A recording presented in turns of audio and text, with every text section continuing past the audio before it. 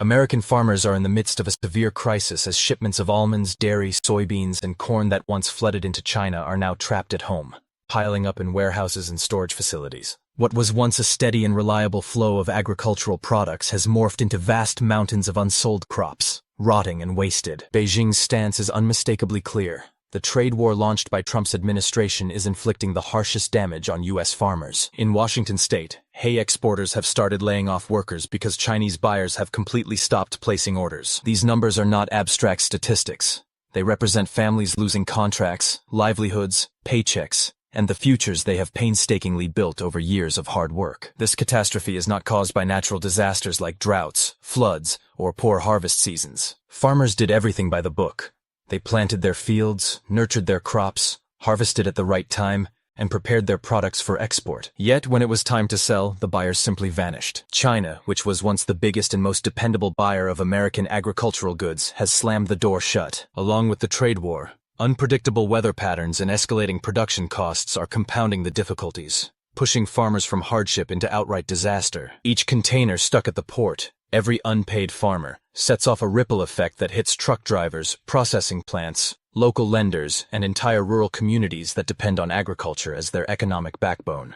The shockwaves are rapidly spreading across the American farm belt, raising urgent questions about the extent of the damage, how quickly it is worsening, and why Washington hasn't crafted an effective plan to rescue farmers. Until very recently, shipments to China were steady, and although the system was far from perfect, there was at least a reliable buyer for American produce. This all changed dramatically in April 2025, when Trump slapped new tariffs on Chinese imports, triggering a devastating collapse in agricultural exports. Within just 6 weeks, exports to China were cut in half, a loss amounting to billions of dollars worth of goods that suddenly had no market. In California's Central Valley, almonds that once moved seamlessly onto shipping containers are now left languishing in storage after Chinese importers unilaterally canceled contracts. At the Port of Oakland, almond and dairy exports have plummeted by more than 40%. These aren't vague predictions or political slogans. They are hard, undeniable numbers showing how China abruptly withdrew from the American market. The real dilemma is that there's no ready replacement for such a massive buyer.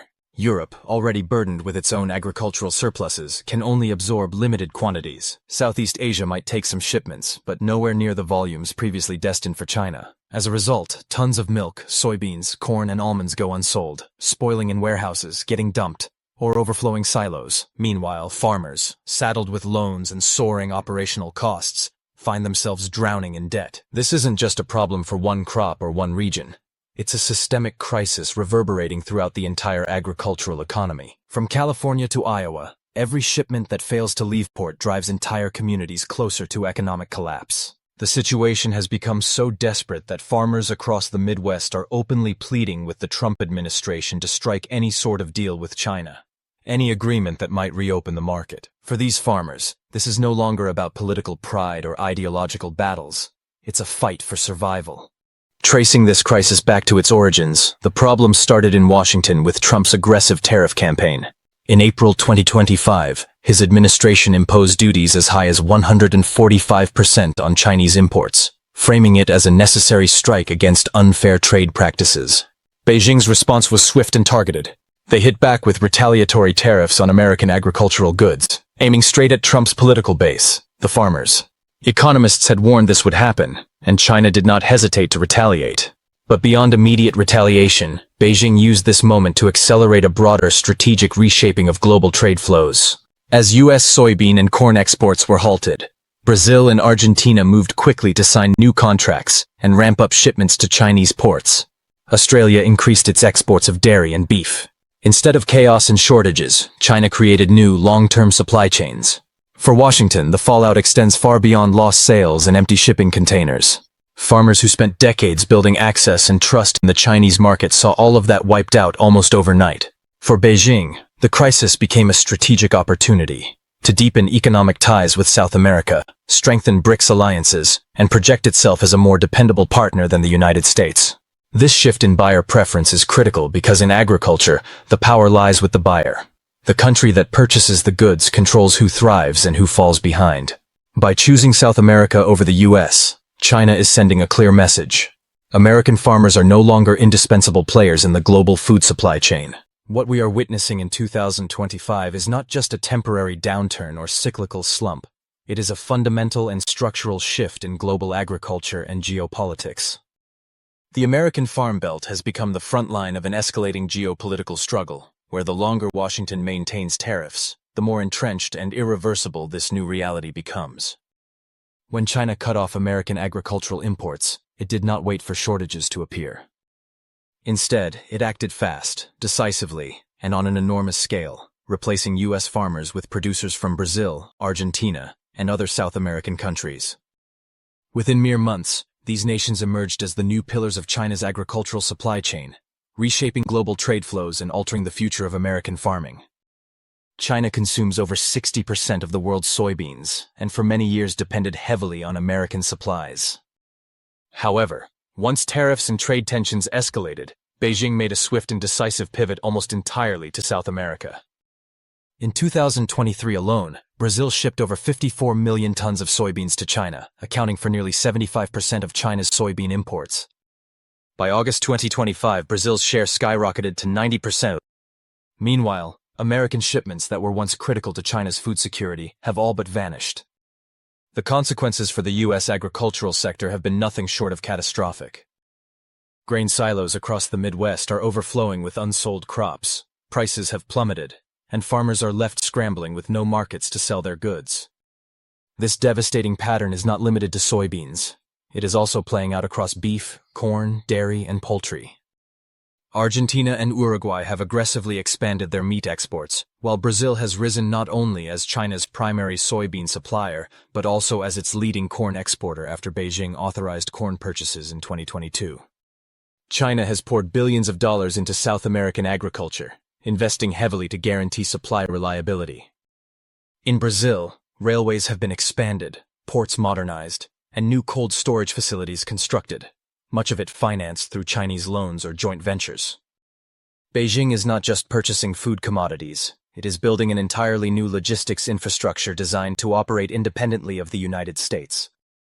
Every ship carrying soybeans from Santos or Paranagua to China represents more than just a cargo load. It is a symbol proving that the U.S. is no longer indispensable in global food supply chains. The Chinese-South American partnership goes well beyond agriculture. China has become the largest foreign investor in Latin America's oil sector, deeply entrenching itself in Venezuela, Brazil, and Ecuador. In Peru and Chile, Chinese companies control some of the world's largest copper mines, supplying essential materials for factories and renewable energy industries back in China.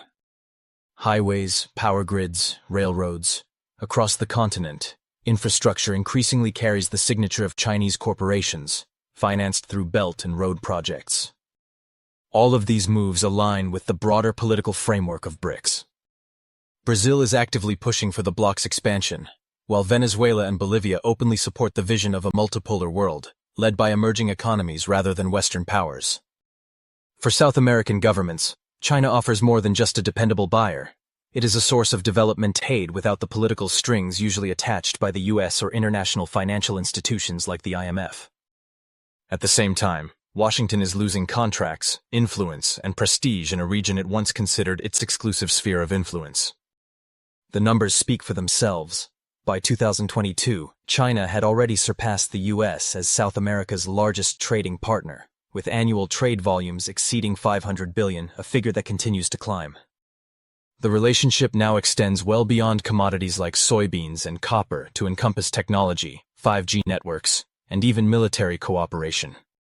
For American farmers, the fallout is more than just empty grain silos. The crisis signals a fundamental shift in the balance of power throughout the Western Hemisphere. BRICS has become the institutional platform underpinning these geopolitical changes, enabling South America to challenge long-standing Western dominance. Each passing year chips away at Washington's revenue, trust, partnerships, and strategic position in a region where its authority once appeared unshakable. On the ground in Iowa, Washington State, or Nebraska, every farm closure and every layoff serves as a stark reminder that this is not a temporary downturn, but a deep structural crisis. The markets lost today are unlikely to return. Political rhetoric about patriotic farming and sacrifice for future victory may sound hopeful, but for farmers facing mounting debts and piles of unsold crops, there is no immediate relief in sight. Government subsidy checks barely cover operating costs and amount to little more than bandages on a wound that grows wider and deeper every season. While trade routes are closing off, an equally damaging blow is coming from the banking sector. Credit lines that once sustained farms have dried up, sharply curtailing financing for seeds, equipment repairs, machinery upgrades, and land acquisitions. Banks, seeing the harsh economic realities, are unwilling to extend loans. Without stable export markets, farmers can't repay their debts, triggering a vicious cycle. No borrowing means no planting means no harvest means no income. As a result, bankruptcies are rising rapidly, especially among family farms burdened with debts they cannot escape. But the financial pressures are only part of the story. Even farmers who manage to keep their land face a growing labor shortage. U.S. agriculture has long relied on migrant workers, particularly from Mexico and Central America, who perform the hardest, most physically demanding jobs essential to the food supply chain. Whether harvesting lettuce in California's Central Valley, tending dairy herds in Wisconsin, or working long hours in Arkansas poultry plants, these laborers are indispensable. Yet, as farmers were already reeling from export collapse, tougher immigration policies have dramatically reduced the workforce. Stricter border controls and slashed visa programs nearly halted the flow of migrant labor overnight.